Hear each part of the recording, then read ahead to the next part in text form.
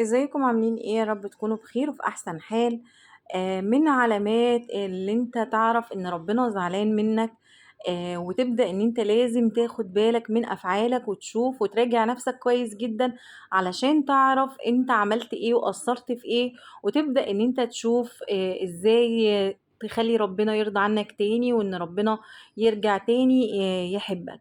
اول حاجة ان انت لما تكون من الناس اللي هي بتقيم الليل وفجأة تلاقي نفسك مش قادر تقوم تقيم الليل بعد ما كنت بتقيم الليل 12 ركعة 11 ركعة، في ناس بتقيم الليل ب20 ركعة، وفي ناس بتقيم الليل بأجزاء كتيرة جدا من القرآن، وفجأة كده ما تقدرش حتى تقوم تصلي ركعتين. فاعرف ان ربنا زعلان منك. لما تكون من الناس اللي بتقوم تصلي الفجر وبتحرص على صلاة الفجر وتيجي كده يوم ورا التاني ورا التالت مش قادر تقوم تصلي الفجر رغم ان انت بتظبط منبهك وبتعمل كل حاجة علشان تقوم تصلي الفجر، فاعرف برضو ان ربنا زعلان منك.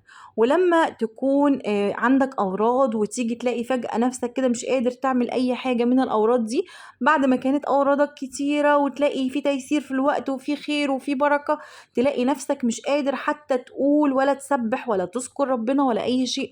فاعرف برضو ان التقصير منك وان في حاجة مزعلة ربنا منك، فلا عايز يسمع صوتك ولا عايز يشوفك ولا عايزك تقف له. فبسرعة اجري على الاستغفار واطلب من ربنا انه يسامحك